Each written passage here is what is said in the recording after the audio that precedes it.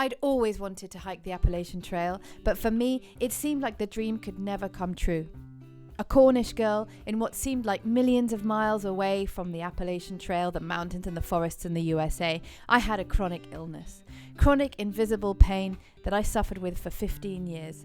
In fact, I was told I'd probably be in a wheelchair at 40. However, I never gave up hope, searched the world for a cure, and found it. And after 2 years of rehabilitation and getting myself ready, I decided I was going southbound on the Appalachian Trail in 2019.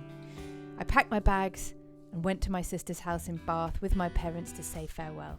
And then, fully unprepared with way too many things, off I went. And here's that story.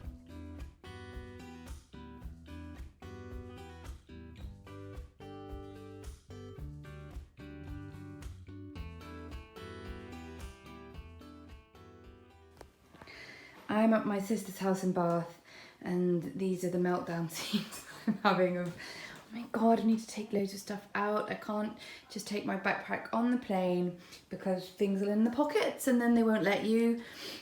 So it's going in a suitcase in the plane, and then I'm giving the suitcase to Goodwill when I get there. Obviously I'm not taking all of this. This is stuff I'm giving my folks to post on, and also I'm taking some out in the big bag to give to Alice when she gets there for the 100-mile wilderness.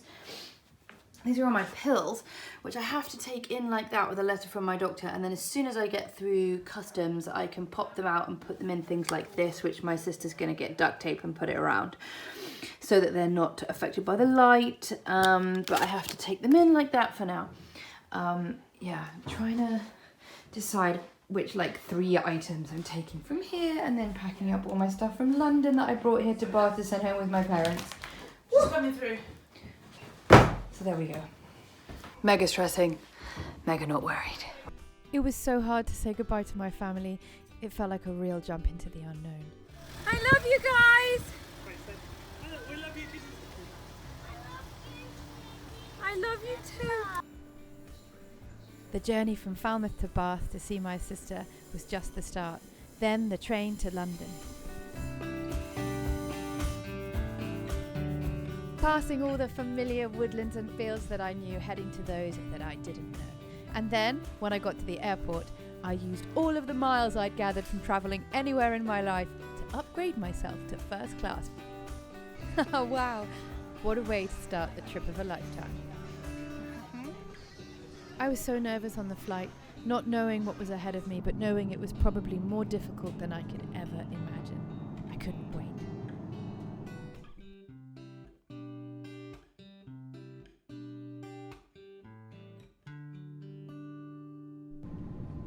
Touchdown, Boston at night, the next step, and an airport hotel room till morning.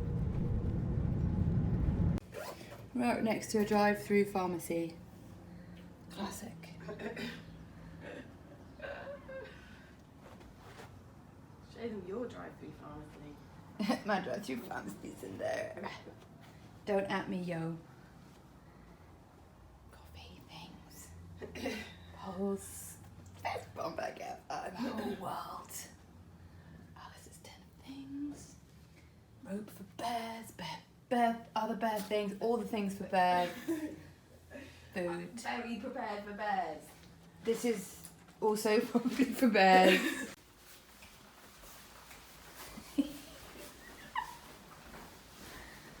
Give it some. Break it down. It contains salted caramel chocolate coffee mix. Did you go for that one? I had hazelnut. How is it?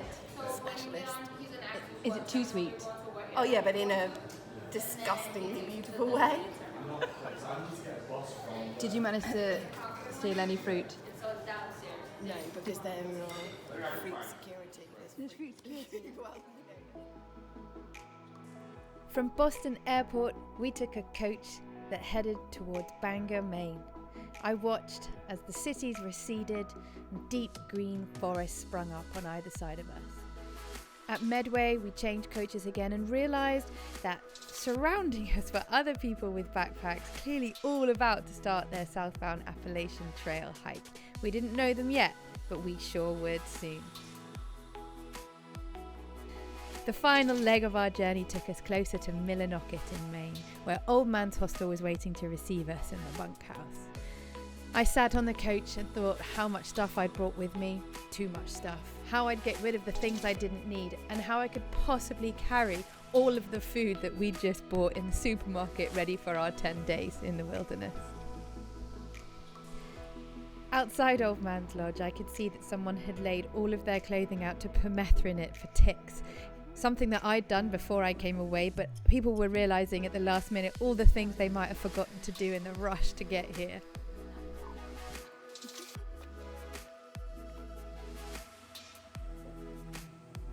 Then it was time for me to realise all the things I'd forgotten or not done right, including having far too much food to figure out. We were having a food drop halfway through the 100-mile wilderness, so now is the time to separate our stores and see what we were taking and what we'd find somewhere in the woods.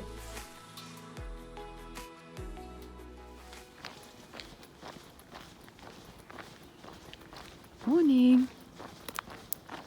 So I just woke up after barely any sleep in the hostel last night. The hostel's lovely, Old Man is lovely, so helpful, really nice people there. Just 2 guys in the big long shared bunk room who snored like beasts all night long, so myself and another couple of people just barely slept. So we got up at like 4:15 a.m, had a shower, now heading to the AT Cafe where we get a full stack up hiker's breakfast. They opened at 5, it's now 5:25, and then we need to be back at the lodge at 6:20 to get a ride into the park to start Katahdin today. So this is Millinocket. It's really sweet. One kind of strip that I've seen so far. Oh, the Skutik Inn, they have good Wi-Fi. I'm gonna try, allegedly, I'm gonna try that out. And then the cafe's down there. And this is good for one hiker special. Yay! And after a hearty breakfast and checking my pack one more time, I could barely lift it, it was time to head to Katahdin. You can see all that snow, so we do still have a lot of snow up there. So to the left of that is the tablelands, okay? Once you get to the top of the boulder scramble, you'll come to a point where you'll come up on the tablelands, and like I said, you still have 1.2 miles to go. Now you see that first hump that's coming down like this? That is the Appalachian Trail. It's over a mile shorter than the Hunt Trail.